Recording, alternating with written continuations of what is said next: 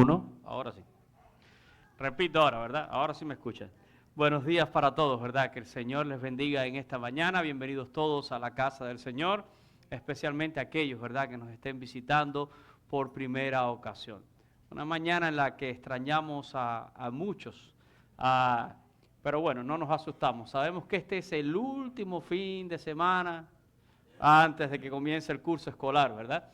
Así que yo sé que algunos deciden aprovechar este fin de semana como diciendo, ya ahí nos vienen otros 10 meses ahora, ¿verdad? De bastante trabajo. Pero qué bueno que usted está aquí en esta mañana. Quiero decirles que esta semana pues tendremos una semana regular, pero con algunos ajustes, ¿verdad? Eso quiere decir que el martes se va a reunir el Ministerio de Jóvenes Adultos, el Ministerio de DEN, aquí en el templo, ¿verdad? A las 7:30 de la noche. El miércoles estamos acá con los hermanos en el estudio bíblico y oración y continuamos estudiando el libro de Josué, ¿verdad? Estamos en la toma de Jericó, en la toma de Jai, estamos por esos capítulos, así que bien emocionante toda la historia del pueblo de Israel.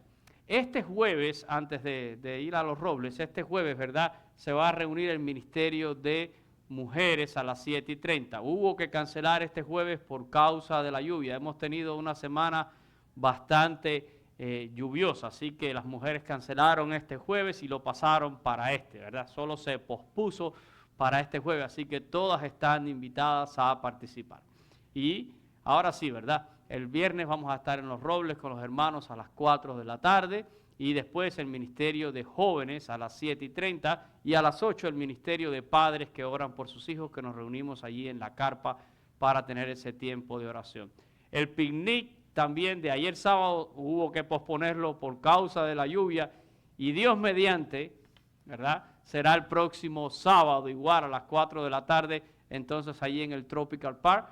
Estén pendientes a Jorlen, ¿verdad?, el pastor de jóvenes, y él me estaba diciendo que cualquier padre que quiera ayudar, por favor, que esté en contacto con él para poder organizar mejor esta actividad. Próximo domingo pues tendremos nuestros servicios regulares, servicio de español a las 10 de la mañana, servicio de adoración en inglés a las 12 del mediodía. Próximo domingo habrá casa llena, estoy seguro, ¿verdad? Ya todos para atrás ya después del verano. Y tendremos también nuestras respectivas clases de escuela dominical. Hoy comienza un nuevo ciclo, ¿verdad?, de clases. Hay una clase que se titula Los últimos días de Jesús. Los últimos días de Jesús. Y quiero recordarle a toda la iglesia, a todos los miembros, ¿verdad?, de nuestra iglesia, que hoy tendremos junta administrativa a las 5 de la tarde. Así que por favor todos los miembros considérense citados, ¿verdad?, para ser parte de la vida administrativa y de las decisiones también de nuestra iglesia. Como Iglesia Bautista tenemos un gobierno congregacional, ¿verdad? Cristo es la cabeza, pero el poder de decisiones de muchas cosas, ¿verdad?, recae en el cuerpo de Cristo, su iglesia. Y cada miembro de la iglesia tiene una voz y tiene también un voto en nuestra junta administrativa. Así que les animo a que puedan ser parte de la vida de la iglesia. Y ahora sí, vamos a compartir la palabra del Señor. Y le he titulado a mi sermón en esta mañana, Cuando no estamos en la misma página. Ha oído usted probablemente esa expresión, ¿verdad? Y hoy quiero dedicar este sermón un poco a los matrimonios. Y alguno dirá, bueno, entonces yo para qué vine hoy a la iglesia si yo o no estoy casado o yo enviudé. Créame que lo que vamos a hablar hoy nos va a ayudar a todos. Ninguna palabra del Señor es para desperdiciar y nos va a ser siempre útil a todos, ¿verdad? Pero desgraciadamente los índices de divorcio siguen creciendo. Esa es una realidad. Y lo más triste es que esta estadística también aumentan dentro del pueblo de Dios. Es increíble, ¿verdad? Pero los divorcios cristianos también están en aumento. Y me gustaría que echáramos un vistazo desde el punto de vista bíblico a algunos de estos aspectos, ¿verdad? Se habla mucho acerca del matrimonio, cada rato acá tenemos un tiempo de matrimonio. Y yo creo que la palabra de Dios nos presenta la necesidad imperiosa en el matrimonio de llegar a ser una sola carne. Eso es lo que dice la palabra de Dios. Por tanto, dejará el hombre a su padre y a su madre, se unirá a su mujer y serán una sola carne. Y el hecho de ser una sola carne en sí es un misterio. Llegar a la expresión de ser una sola carne, pudiéramos decir que es la expresión más alta de convivencia que puede haber entre un hombre y una mujer. Y por cierto, claro, ¿verdad? Que estoy hablando de matrimonio de un hombre y una mujer. Cualquier otro tipo de matrimonio en esta conversación está completamente descartado. A veces cuando yo he hablado de esta enseñanza de ser una sola carne, yo le digo, si yo le doy a usted un pedazo de carne de cerdo y un pedazo de carne de res, y yo digo, son dos carnes diferentes, ¿verdad? ¿Cómo pudiéramos hacer de esto una sola carne? Y la respuesta de todo el mundo es picadillo. Y es verdad. Necesitamos moler esa carne para poderla unir bien y hacer un picadillo y poderla unir. Y sabe, muchas veces en el proceso de llegar a ser una carne como matrimonio, Dios nos tiene que hacer picadillos en el camino. Porque si usted coge los dos pedazos de carne, por mucho que usted los apriete y los compacte, no se pegan, ¿verdad? Pero a veces Dios nos tiene que hacer picadillos y pasar por diversas cosas para que podamos escalar a ese nivel de llegar a ser una sola carne, ¿verdad? Llegar a ser eso es un proceso donde yo dejo de pensar como individuo y empiezo a pensar en el matrimonio como una institución de Dios. Es cuando yo dejo de pensar en un modo singular para empezar a pensar en un modo singular. Es cuando yo digo, no es lo que me gusta a mí, sino lo que nos gusta a nosotros. No es lo que es bueno para mí, es lo que es bueno para nosotros. A eso me estoy refiriendo en esta mañana. Porque la verdad, lo más terrible es estar en una unión matrimonial donde cada cónyuge se comporta de manera diferente, de manera individual. Tú por tu lado y yo por el mío, ¿verdad? Tú piensas de esta manera y yo pienso de esta otra. Tú tienes tu dinero y yo tengo el mío. Tú coges tus vacaciones y yo cojo las mías. Tú esto y yo aquello. Y a veces yo digo, ¿cómo pretendemos ser buenos cristianos y funcionar como una sola carne bajo esta perspectiva, ¿verdad? Donde somos individuales dentro del matrimonio, ¿verdad? Y este patrón individual de conducta provoca todo tipo de conflictos en el matrimonio. ¿Y saben por qué? Porque van a llegar los desafíos. Va a llegar el momento donde nos hacen picadillos. Y cuando llegue el momento en que Dios nos hace a veces picadillos, nos hace pasar por diversas pruebas y por diversas adversidades, entonces es cuando se manifiesta esto. ¿Saben por qué? Porque no ven, no sienten y no piensan de la misma manera. Sencillamente, como dice el título de mi sermón, tú y yo no estamos en la misma página. Y aquí es donde vienen las reacciones, ¿verdad? Miren, el matrimonio no es una anulación de tu persona, no es el sometimiento absoluto de un cónyuge a otro. Por el contrario, el apóstol Pablo escribe en Efesios y dice que debemos someternos el uno al otro en el temor de Dios. Así que no es que la mujer se somete al hombre y el hombre a la mujer. No es que tanto el hombre como la mujer en esta relación se someten a Dios. Y cuando uno estudia el griego original, y esto lo he hablado en talleres, en conferencias que hemos dado de matrimonio, cuando Pablo dice someteos unos a otros, hay un verbo en griego, hupotaxo. Y ese verbo quiere decir tomar la forma original, el diseño original.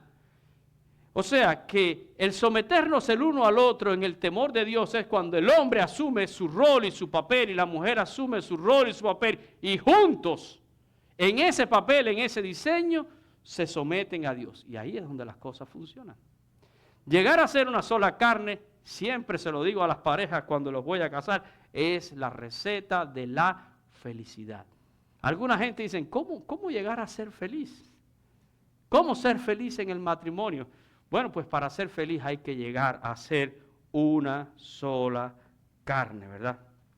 El matrimonio es una entidad diseñada por Dios para funcionar así, como una sola carne, no es una entidad diseñada por Dios para funcionar de maneras independientes, porque esto lo que va a traer es frustración y lo que va a traer es problema y fracaso.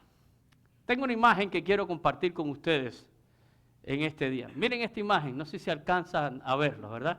Dice abajo, la realidad de la otra persona no es tu realidad.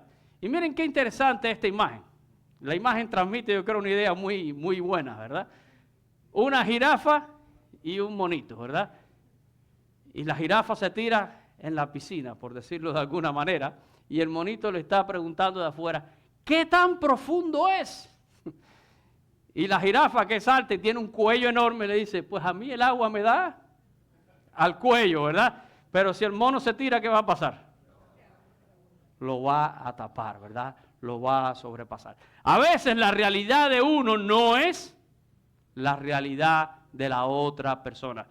Y esto, cuando llegan los problemas y las adversidades y no estamos en la misma página, podemos esperar problemas. Y hoy les quiero compartir la historia de uno de los matrimonios más antiguos que podemos conocer en la Biblia, ¿verdad? No es el más viejo, porque el matrimonio más viejo, ¿cuál es? El de Adán y Eva. Y dicen algunos teólogos que el matrimonio más feliz, porque no tuvieron que lidiar con suegras. Dicen eso algunos teólogos, yo no estoy muy seguro de eso, ¿verdad? Pero por lo menos sabemos que fue el único matrimonio que no tuvieron que lidiar con las suegras de ningún lado, ¿verdad? Pero hoy quiero hablarles de el matrimonio de Jod. ¿Usted conoce a Jod? Y digo que es uno de los matrimonios más antiguos porque reconocemos, ¿verdad?, que el libro de Jod en el Antiguo Testamento se dice que es uno de los libros más antiguos. Por tanto, el matrimonio de Jod es uno de los matrimonios más antiguos. Ahora, nada pone más a prueba una relación, como dije, que las dificultades de la vida. Y eso no va a faltar. Quiero que ustedes sepan, nunca nos van a faltar ni las pruebas ni las dificultades, ¿verdad? Ese es el gran examen de todos los matrimonios y de todas las relaciones. Cómo nos manejamos en medio de las dificultades, en medio de los retos que la vida nos pone. Y hay una gran diferencia entre abordar las situaciones como una pareja o abordar las situaciones como dos individuos que conviven. Y ojo, y yo sé que esta es la realidad de mucha gente, ¿eh? Esta es la realidad de mucha gente. ¿Cuántos conocen aquí a Jod? Yo estoy asumiendo en esta mañana que usted conoce a este personaje y que usted ha leído el libro de Jod. Y si usted no lo ha hecho, espero entonces que hoy se sienta motivado cuando salga de aquí y diga, tengo que leer este libro, ¿verdad? Pero lo que la palabra de Dios nos dice es que Jod era un hombre recto, que era un hombre temeroso de Dios, que era un hombre apartado del mal. Además que era un hombre muy, pero que muy rico, ¿verdad? Tenía mucha riqueza, tenía grandes posesiones. Jod, dice la Biblia, estaba casado y tenía 7 hijos y 3 hijas. Así que en total tenía 10 hijos. Qué bueno, son buenísimos en matemáticas ustedes, ¿eh? Tenía 10 hijos y la vida parecía que le marchaba a Jod muy, pero que muy bien. Pero lo que nos enseña el libro de Jod es que un día todo cambió para Jod, ¿verdad? Nos cuenta que hubo una conversación entre Dios y Satanás acerca de la integridad de Jod. Y en esta conversación, Dios le permite a Satanás traer grandes aflicciones a la vida de Jod. El tema del libro de Jod es la soberanía de Dios. Y no es el tema que yo voy a tocar aquí hoy, ¿verdad? Quiero que nos enfoquemos en qué pasa en el matrimonio de Jod, ¿verdad? Sin embargo, yo quiero, ¿verdad?, que nos podamos concentrar exactamente en eso, ¿verdad? En cómo este matrimonio enfrenta estas terribles situaciones.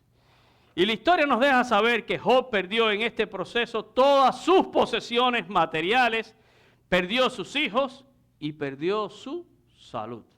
Miren, 3 cosas importantes que pierde Jod. Sus posesiones materiales, su familia y perdió también la salud física. Todo esto en ese proceso, ¿verdad? Y Job, aunque es el personaje principal del libro, ¿verdad? No, y digo, el tema, recuerden, es la soberanía de Dios, pero no quiero dejar de lado que Job es un hombre que está, ¿cómo? Casado. Y que hay una mujer que también está pasando por la misma situación que Job, ¿verdad? La palabra de Dios no esconde la manera en que ambos reaccionan a estas adversidades, a estas dificultades.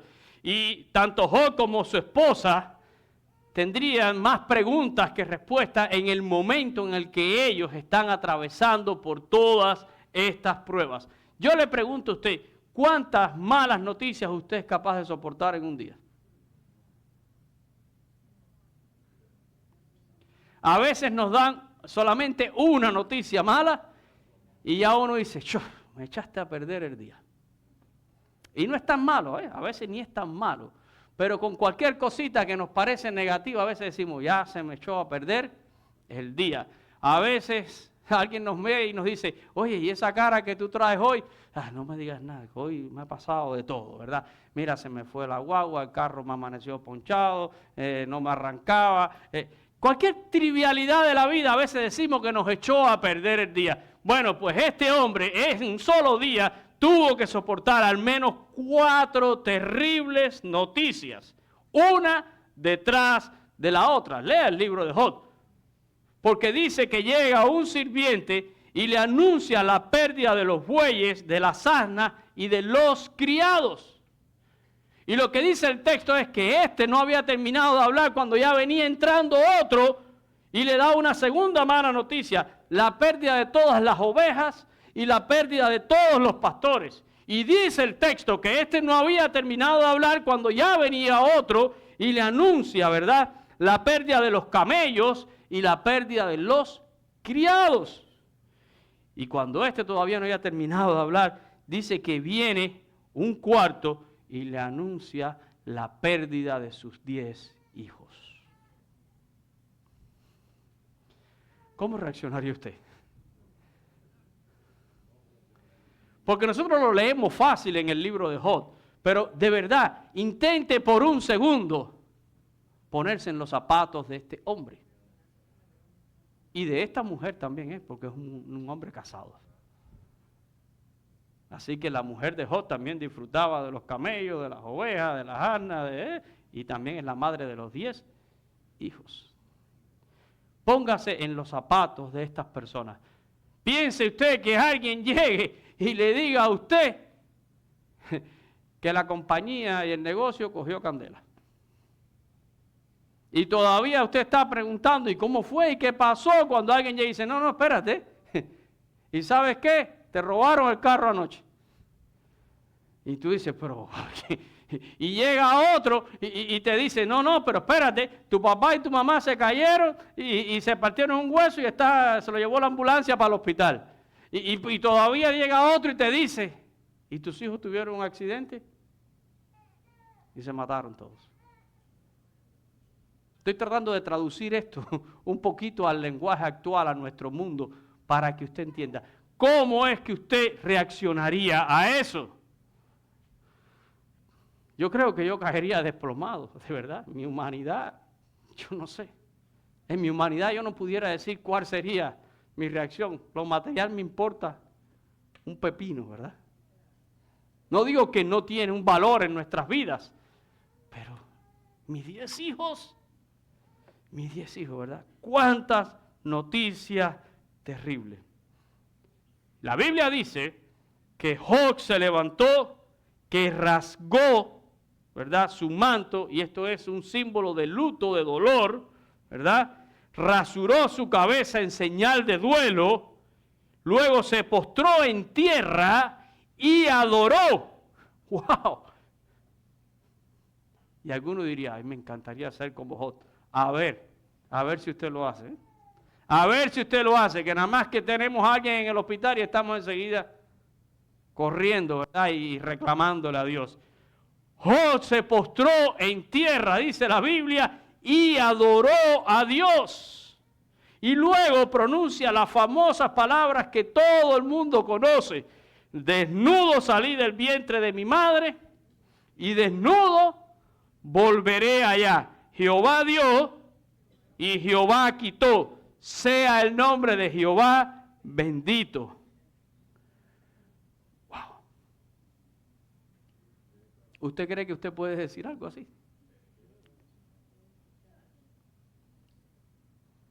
La mayoría de nosotros enseguida lo que entramos es en tremenda bronca con Dios. ¿Y por qué yo? ¿Y por qué a mí? Y Señor, ¿y qué yo hice? ¿Y qué pasó? Y este hombre adoró y dijo, yo nada traje, nada me llevo. Dios me dio, Dios decidió quitarme, sea el nombre de Dios bendito. Y hasta este momento no hemos oído ninguna expresión todavía, ni una sola palabra de la esposa de Job. Pero recargo, esta mujer está viviendo este proceso también, Ella habrá escuchado todas estas noticias de todo lo que se había perdido. Esta mujer tiene que estar en este momento consternada por la pérdida de sus hijos. Pero no sabemos hasta este punto su reacción. Más adelante en el libro, ¿verdad? En este mismo proceso, Job todavía pierde algo más. Pierde la salud física. Porque dice la Biblia que Dios le permitió a Satanás que enfermara a Job con una sarna, dice, desde la planta de los pies hasta la corona de la cabeza, al punto de que este pobre hombre se sentaba en cenizas como para refrescarse, ¿verdad? Y se rascaba, dice, con un tiesto, un pedazo de barro, con esa sarna. Qué horrible, ¿verdad? Y la pregunta es, ¿y ahora qué, verdad? Y este es el punto de la historia donde leemos por primera vez la reacción de la mujer de Job. Y yo quiero aclarar, ¿verdad?, que yo no estoy aquí para juzgar a esta mujer. Solo quiero que miremos cuál es su reacción. Porque su reacción nos deja saber el concepto que ella tiene de Dios y el concepto que ella tiene de su marido. Y aquí vamos a ver un matrimonio que no estaba en la misma página. Saben, dentro del matrimonio y dentro de nuestra relación matrimonial, cuando llegan las pruebas y cuando llegan las dificultades, se asoma algo. Y es el concepto que nosotros tenemos de ¿quién? De Dios. Y el concepto que tenemos de nuestra pareja, de nuestro cónyuge.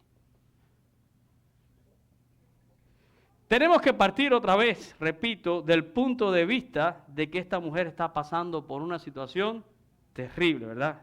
Y eso no hay discusión, eso todo el mundo lo puede entender.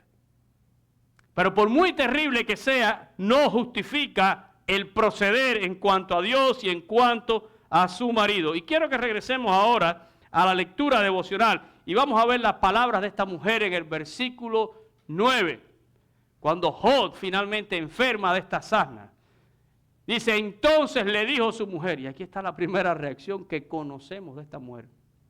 Le dice a su marido, ¿aún retienes tu integridad? Maldice a Dios y muérete. Maldice a Dios y muérete, ¿verdad? ¡Wow! ¿Cómo usted pudiera interpretar estas palabras? Son las palabras que vienen de una mujer que está cargada de dolor. Una mujer que está cargada de frustración. Pero son palabras también de desprecio y son también palabras de ignorancia. Porque en ese momento se asoma todo, ¿verdad? Y yo quiero que miremos esta expresión de esta mujer con detenimiento. Y podemos sacar aquí dos ideas. La primera que ella hace es una pregunta sarcástica. Y lo segundo que usa esta mujer es un eufemismo contra Dios. Y yo quiero que lo miremos con detenimiento, ¿verdad? La pregunta que esta mujer le hace a su marido, ¿cuál es? ¿Aún retienes tu integridad? Y fíjense que La pregunta en sí está reconociendo la integridad de ¿quién? De Jod. Ella está reconociendo la integridad de su marido.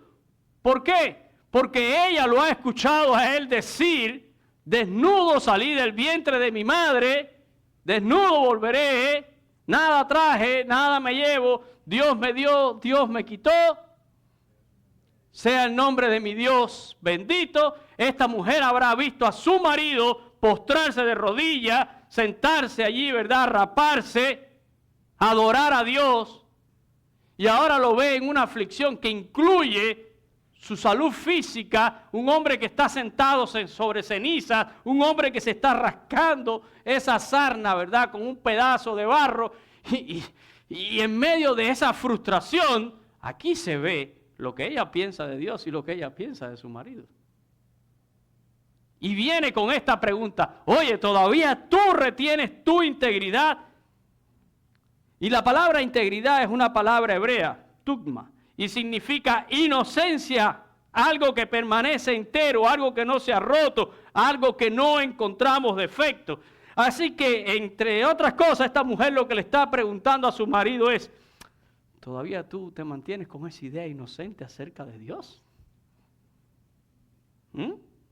¿Todavía te permaneces en una confianza en Él? ¿Todavía todo lo que nos ha pasado no ha roto ese concepto que tú tienes de Dios? Porque lo que ella está haciendo es invitando a Jod ¿a qué? A que rompa su concepto de Dios. De lo que él sabe de Dios, de lo que él cree a Dios. Esta mujer está tratando de romper la relación de su marido con Dios en esta pregunta. Todavía de verdad, ¿tú te crees que Dios es bueno? Mira todo lo que nos haya pasado. De verdad tú todavía está entero esa idea tuya, ese concepto acerca de Dios. Y eso es similar a lo que haríamos muchos de nosotros. Cuando usted pasa por pruebas y dificultades, piense por un segundo cómo está su integridad con Dios. Porque nosotros lo primero que hacemos es reclamarle a Dios, quejarnos con Dios. La Biblia dice que Jod no le atribuyó a Dios despropósito alguno, y esto yo lo menciono constantemente. Jod dijo dentro de sí: Dios no hace todo esto, no permite esto sin un propósito. Aunque yo no lo entienda, aunque a mí me duela, no lo hace sin un propósito. Pero la mayoría de nosotros decimos: Dios, ¿dónde tú estás? Y si tú eres bueno, y si tú me amas, que es lo que dice el pastor y lo que dice siempre en los predicadores, que Dios es bueno, que Dios es amor, que Dios es gracia, que es misericordia. ¿Por qué Dios me está pasando esto a mí? ¿Dónde tú estás? Esa es la realidad de cada uno de nosotros. Y es una pregunta sarcástica. Es una pregunta sarcástica porque esta mujer ha visto la relación de su esposo con Dios. Y ella escuchó todo lo que le dijeron a Jod, las noticias. Ella vio todo lo que Jod hizo. Y por eso viene con este sarcasmo. ¿Todavía tú retienes tu integridad, tu inocencia? ¿Todavía te crees tú que Dios es bueno? ¿Verdad? Lo que esta mujer vio y escuchó expuso la integridad de su marido y expuso el concepto que Jod tenía de Dios. Fíjense que en el libro de Jod disputa con Dios muchas veces, tratando de entender, pero Jod jamás dudó de Dios. Y retuvo su integridad en ese sentido, ¿verdad? Pero cuando llega esta última calamidad a la vida de Jod, esta mujer revienta ya, ¿verdad? Y lo hace en tono sarcástico. Lo hace en tono sarcástico. La segunda parte de lo que ella dice es un eufemismo contra Dios. ¿Qué cosa es un eufemismo? Pues es cuando usamos frases o palabras para sustituir algo y no le suena a la persona tan ofensivo, ¿verdad? Por ejemplo, usted dice, fulano empina el codo. Para no decir fulano es un borracho. Eso es un eufemismo. O sea, está diciendo lo mismo. La persona tiene un problema con la bebida, pero para que no se sienta mal, lo que decimos es, fulano empina el codo, ¿verdad? Para no decirle borracho. Fulano es, para no decir fulano es un tacaño, un agarrado.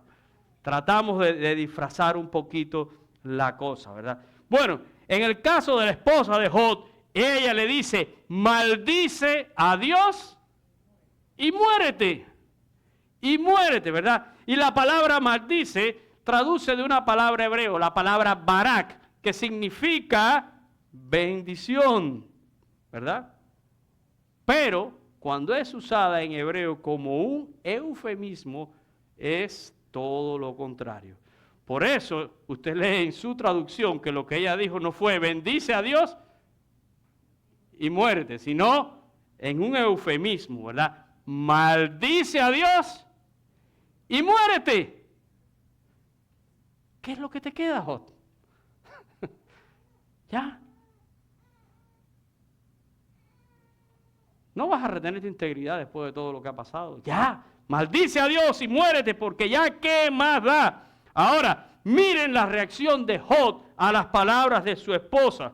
Y hay dos cosas que hace Job importante en esto, ¿verdad? En primer lugar, Job reprende a su esposa y en segundo lugar, la llama a reflexión. Y esto es lo que haría un buen esposo. Un esposo que conoce a Dios. La reprende y al mismo tiempo la exhorta, ¿verdad? ¿Cómo la reprende?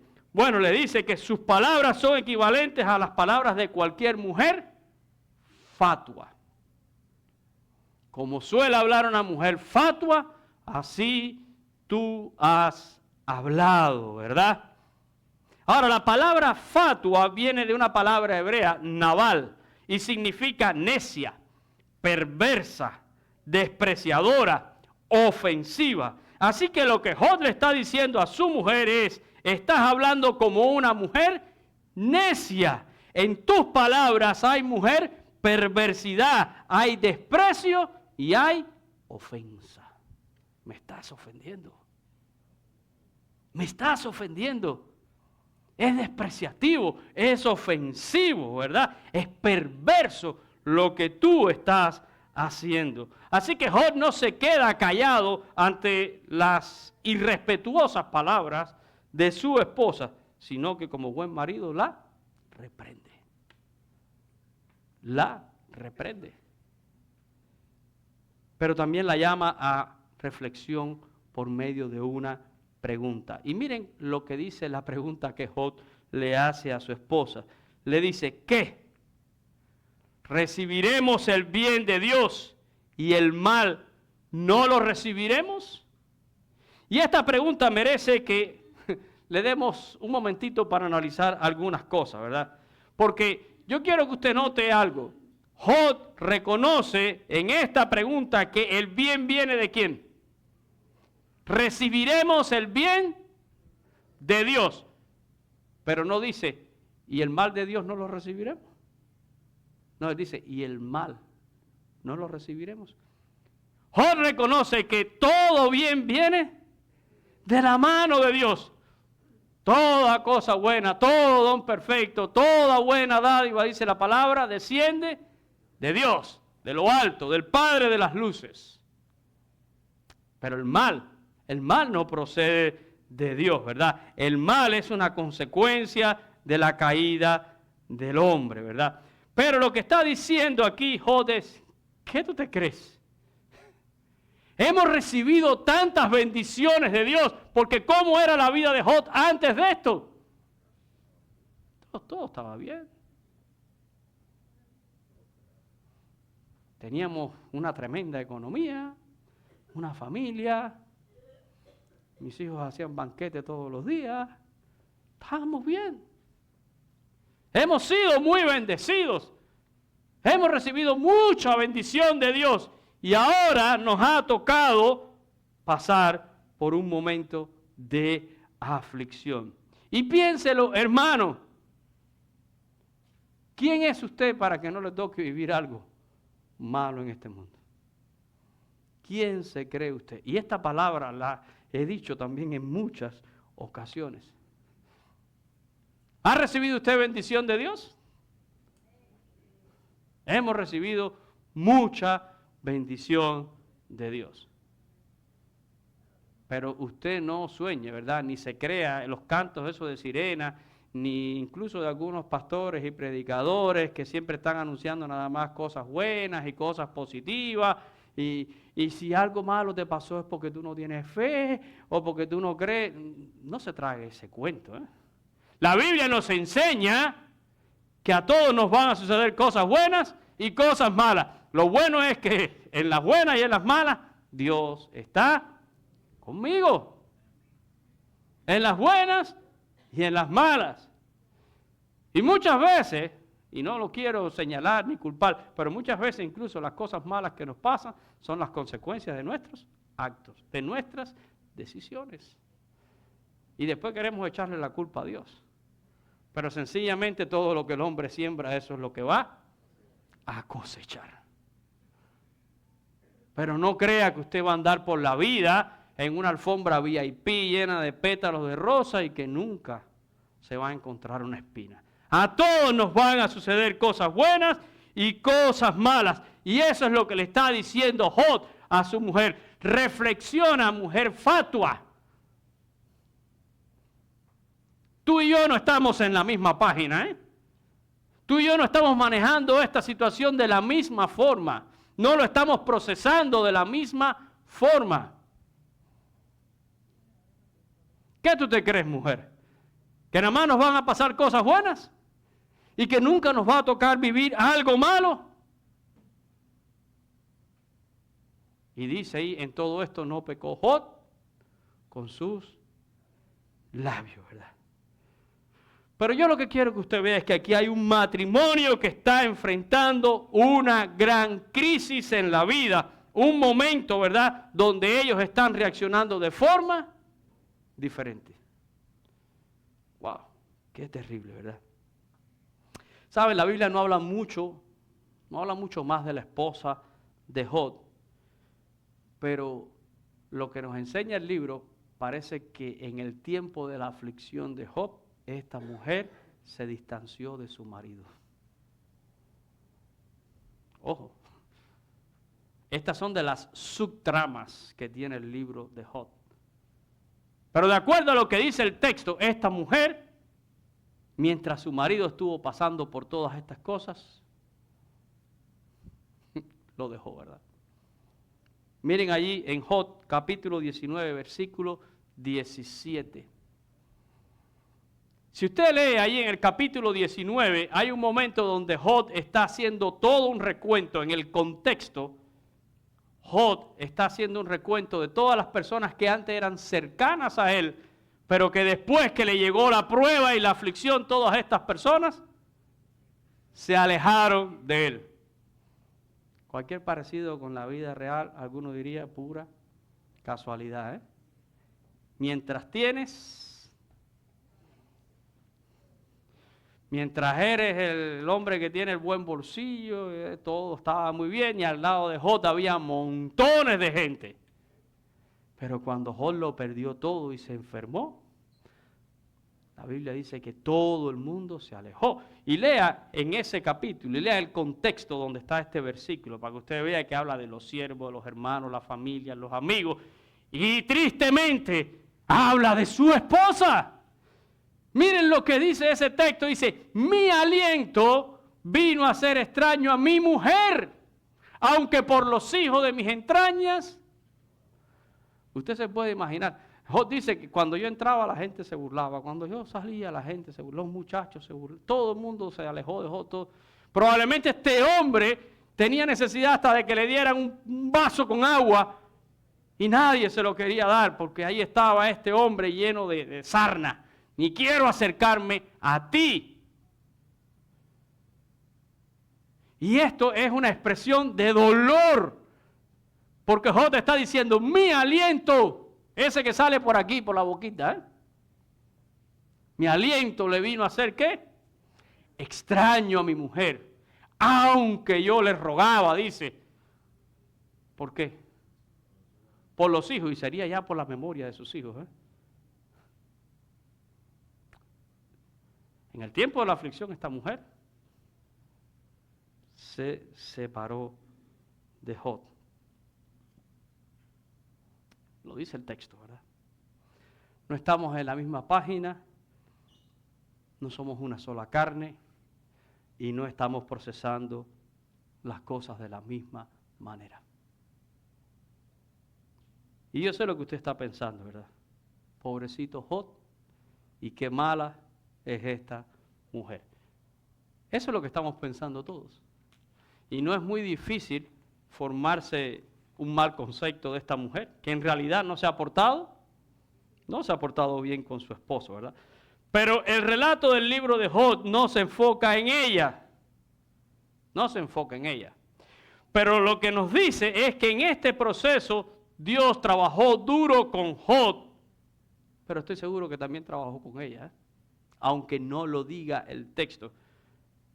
Al final del libro de Jod, el mismo Jod llega a decir, oye, yo de oídas te había oído, ahora mis ojos te ven. Como diciendo, aún en medio de todo esto yo he tenido que aprender, Dios, muchas cosas acerca de ti, especialmente acerca de tu soberanía. Tú puedes permitir lo que tú quieras. Pero lo que dice el libro de Jod al final es que Jod es restaurado, no solo en lo material, sino también en su vida familiar. Ojo con esto, ¿verdad? Miren allí, vamos a leer en Jod capítulo 42 los versículos del 10 al 13. Dice, y quitó Jehová, porque Dios es soberano, ¿verdad? La aflicción de Jod. Cuando él hubo orado por sus amigos, aquellos que vinieron a consolarlo, y Jod tuvo que decir, ustedes son consejeros molestos y no hablaron rectamente de Dios. No me quiero meter en ese tema, ¿verdad? Pero Jod ora por sus amigos, dice, y aumentó al doble todas las cosas que habían sido de Jod. Verso 11 dice, y miren la hipocresía de la vida, miren la hipocresía a veces de la vida. Y vinieron a él todos sus hermanos y todas sus hermanas y todos los que antes le habían conocido. Vinieron a él. Todos los que cuando usted lee en el capítulo 19 dice que se habían perdido de la vida de Jod. Porque este lo perdió todo y es un pobretón ahora y para colmo lleno de sarna. Vinieron a él, dice, ¿verdad? Todos los que antes la habían... Y comieron con él pan en su casa, porque ahora Jod tiene otra vez para hacer banquetes y comida, ¿verdad? Y se condolieron de él y le consolaron de todo aquel mal que Jehová había traído sobre él. Pero ¿dónde estaban cuando Jod estaba pasando por todo esto, verdad? Y cada uno de ellos le dio una pieza de dinero y un anillo de oro. Mira qué buena gente, ¿verdad? Dice, y bendijo Jehová el postrer estado de Jod más que el primero, porque tuvo 14,000 ovejas y 6,000 camellos, y 1,000 yuntas de bueyes y 1,000 asnas. Y tuvo, ¿qué cosa? 7 hijos y 3 hijas. Los mismos que había perdido, ¿verdad? Ahora, la pregunta es, ¿con quién Jod tuvo estos nuevos 10 hijos? ¿Con otra mujer? ¿Ustedes creen?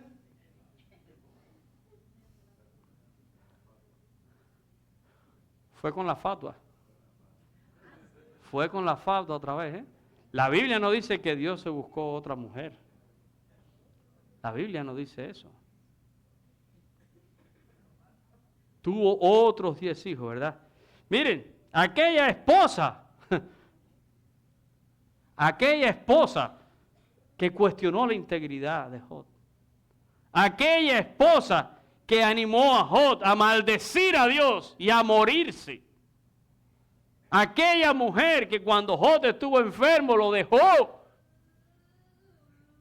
Aunque Job le rogaba, aquella mujer ahora está de vuelta. La Biblia no dice cuán transformada. Y yo no voy a especular en si yo creo que como quiera en este proceso esta mujer de alguna manera tiene que haber sido transformada. No me atrevo a decir cuánto o cómo. La Biblia no lo dice. Pero este hombre que tiene un concepto alto de Dios, ¿qué hizo con su mujer? La recibió y la perdonó. Porque es un hombre que es temeroso de Dios y apartado del mal. Es un hombre que tiene un alto concepto de Dios.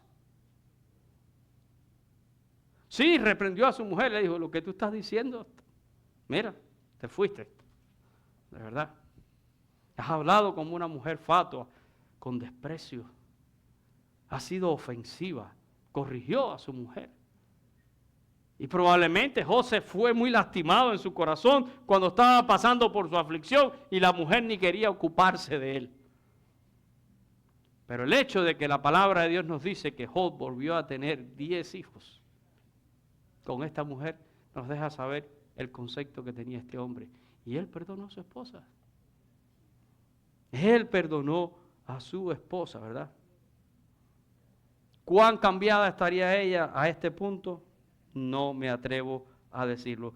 Pero después de mirar esta historia, yo solo quiero hacer una pregunta más. ¿Cómo hubiera sido el proceso para ambos si hubieran estado en la misma página? Amén del tema principal del libro de Job. Amén de que Dios soberanamente decidió que ellos pasaran por esa prueba. Hay una diferencia cuando pasamos por las pruebas y estamos juntos, a cuando tenemos que pasar por pruebas y no estamos en la misma página. Y aparte de la prueba tenemos entonces que sufrir la aflicción de no ser una sola carne. Yo creo que para Job y para su esposo hubiera sido mucho más llevadero todo aquel proceso si ellos hubieran estado en la misma página. ¿Y a dónde quiero llegar con esto, verdad? No hay nada, hermanos, más terrible que un matrimonio que tiene que enfrentar los procesos de la vida con un cónyuge que no está en la misma página. Cuando tenemos un concepto diferente de Dios, de quién es Dios, de cómo actúa Dios. Cuando tenemos un concepto diferente de la soberanía de Dios. Miren, cuando este hombre dice, Dios dio y Dios quitó, óigame, eso lo lee uno y se inspira y qué lindo, pero a ver si usted lo puede decir. Pero si la mujer hubiera estado en la misma página, como diciendo, bueno, Dios sabe lo que está haciendo, aunque nos duele, aunque estamos pasando por esto.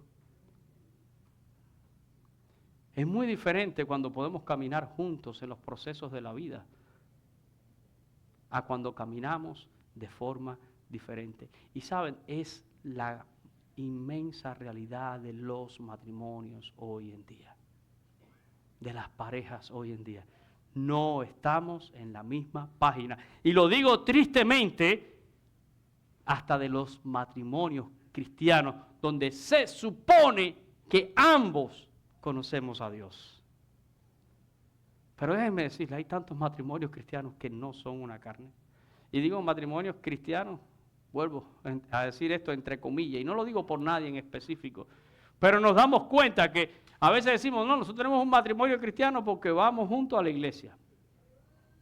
Pero cuando salimos de la iglesia, somos dos entes diferentes que convivimos bajo un mismo techo, que colaboramos para pagar una renta, un seguro, un esto, un lo otro, que compartimos la crianza de un muchachito o una muchachita, pero que ni a veces en eso estamos de acuerdo tampoco. ¿Cómo se puede avanzar y cómo se puede ser feliz si no somos una sola carne?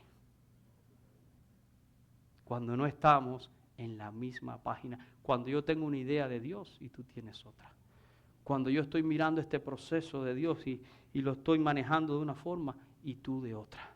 Cuando yo espero en Dios, pero tú te estás quejando. O cuando yo estoy agradecido y tú estás con reclamo. Cuando yo quiero hablar contigo, mira, y sabes, yo creo que, no, a mí ni me hablas de eso. Yo no quiero saber de Dios. Como dijo esta mujer, ¿verdad? Retienes tu integridad. Y déjeme decirle que nada de lo que sucede en esta vida debería de venir a mover nuestra integridad delante de Dios, nuestro concepto de Dios. Él es el mismo. Él no cambia. Él es inmutable. A veces lo que tenemos es que entender qué es lo que está haciendo Dios por medio de este proceso en nuestra vida. Y deberíamos de estar en la misma página. Y esa es la gran enseñanza, ¿verdad? No comportarnos como individuos aislados en el matrimonio, sino juntos, buscando y teniendo una perspectiva de Dios para nuestra vida, en lo bueno y también en lo malo. Vamos a orar en esta mañana. Padre, yo te doy gracias, Señor, por tu palabra. Señor, todos hemos pasado por tantas cosas en la vida. A todos nos llega la bendición tuya. Pero también, Señor, nos ha tocado pasar por pruebas y por dificultades. Y te rogamos, Señor, a la luz de esta historia, que podamos en nuestros matrimonios, en nuestras vidas, ser una sola carne. A veces, Señor, tú nos pasas por estos valles. Y como decíamos al principio, de dos carnes para hacer una hay que hacer a veces un picadillo. Y a veces tú nos mueles, Señor, en las pruebas y en las aflicciones para buscar una unidad, una integración, Señor. Porque como dijo Job, tú no permites nada sin un propósito en nuestras vidas. Ayúdanos a visualizarlo. Y ayúdanos, Señor, a que juntos con nuestro cónyuge podamos tener una perspectiva tuya en nuestra vida, de todas las cosas, del bien que tú nos das y aún de las pruebas y las dificultades, sabiendo que en todo momento, Señor, tú estás con nosotros. No permitas nunca, Dios, que nada de lo que nos suceda nos mueva de nuestra integridad, que nada venga a disminuir nunca el concepto que nosotros tenemos de ti y de lo que tú haces en nuestras vidas. Bendice a los matrimonios, Señor. Provoca una reflexión en nosotros. Provoca, Señor, en nosotros el hecho de poder revisar nuestra relación con nuestro cónyuge y llamarnos el uno al otro a someternos delante de ti, Señor. A buscar esa integridad, a alcanzar, Señor, esto de ser una sola carne para la gloria y la honra tuya, Señor. Bendice nuestros hogares, nuestros matrimonios, nuestras familias. Descansamos en ti, Señor, y que tu palabra provoque todo esto en nosotros. Lo pedimos en el nombre de Jesús. Amén y amén. Que el Señor les bendiga, mis hermanos, en esta mañana.